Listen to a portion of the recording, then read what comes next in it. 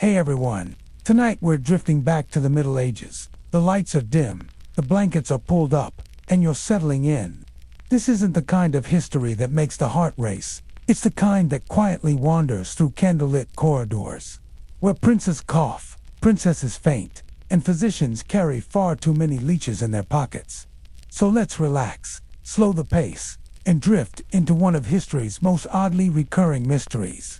Why did so many medieval royals die so young? And what on earth did people think was happening to them? Of course, today we can point to things like poor sanitation, disease, genetic inbreeding, and general bad luck. But the people of the time had their own theories. Sometimes they blamed witches, sometimes God, and sometimes their least favorite brother-in-law, which, to be fair, was often a reasonable guess. Let's wander, then, into the royal nurseries and sickbeds of medieval Europe, a place where golden crowns sat uneasily on very fragile heads. The first thing to remember is this: medieval royalty looked glamorous in portraits, velvet robes, glittering jewels, impressive titles like the fair, or the strong, or the blessed. But in real life, most of them were coughing, pale, and looked like they hadn't had a proper night's sleep since infancy. Because, well, they hadn't. Take the Valois dynasty of France, a family tree that, if drawn honestly, looks more like a circle. Generation after generation of cousin marriages, uncle-niece arrangements, and the occasional, let's just marry both sisters and see what happens. The result? Children who were delicate, in the way a badly made porcelain teacup is delicate. And predictably, many of them didn't make it past childhood.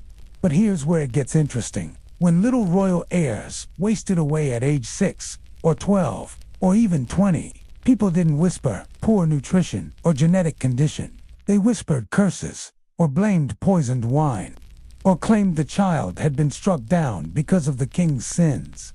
The Middle Ages, after all, loved a good moral explanation. One favorite theory was that young royals were simply too good for this world. Yes, really. Chronic illness, obviously a sign of saintliness. That frail boy who could barely walk across the hall without wheezing, he must have been chosen by God. And conveniently, when he died, his parents could rest easy knowing he'd skipped ahead to heaven. It was medieval grief counseling at its finest. Of course, that didn't stop enemies from also suggesting less heavenly reasons. If a crowned prince coughed himself to death, you could be certain a dozen rival factions would immediately spread rumors of poison, which is why nearly every noble household had a professional food taster. Imagine being that guy. Your whole career is just chew, swallow, and pray. And if you survived dinner, congratulations. Your king probably would too. But let's look at a real example. Edward VI of England, the only son of Henry VIII and Jane Seymour, born in 1537, king at the tender age of 9, dead at 15. He was the great Protestant hope of England, but he spent his short reign looking more like a tubercular ghost than a mighty monarch. Thin, pale, hacking coughs, and steadily wasting away. Doctors of the time blamed consumption, which was their elegant way of saying something is slowly eating him alive from the inside. And we don't know what. Modern historians lean toward tuberculosis. But rumors in his own time suggested poison. Because of course they did. After all, he died just as multiple factions were fighting over the English throne. Poison was the default medieval explanation for basically anything inconvenient. A nosebleed, poison. Headache, poison. Fell off your horse, definitely poison. Then there's Charles II of Spain, the poster child for why cousin marriage is a bad idea. He lived in the late 1600s, but he's too perfect not to mention. Known as El Hechizado, the Bewitched, because people literally thought sorcery was to blame for his endless health problems. He was described as having one body but the strength of half a man. His tongue was too large for his mouth. He couldn't chew properly. He walked like someone permanently dizzy, and, naturally, he was infertile, which was kind of a problem when your entire dynasty depends on producing heirs. The Spanish court was convinced he had been hexed at birth. Priests performed exorcisms, laid him on altars, and tried to pray the curse away. But the truth was more mundane. Generations of Habsburg inbreeding had reduced his genetic lottery to almost nothing. Still, bewitchment made a more satisfying bedtime explanation than our family tree is basically a straight line. Of course, not every early royal death could be pinned on fragile bloodlines. Sometimes, it was just medieval medicine doing its usual thing. Imagine this: you're a young prince with a fever. Doctors arrive, dressed in their fine robes.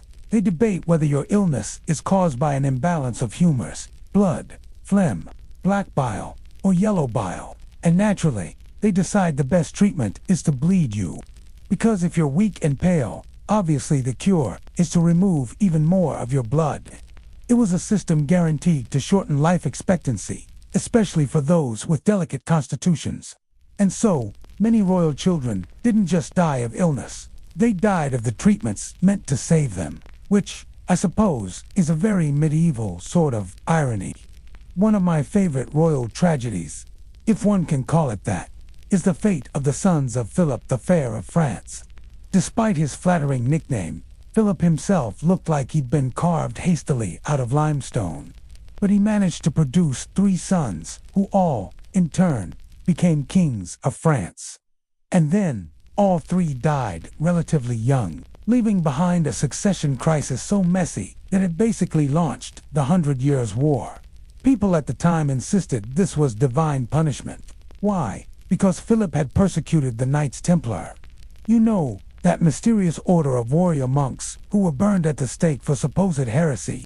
Legend has it that as the last Grand Master of the Templars was dying in the flames, he cursed Philip and his entire family.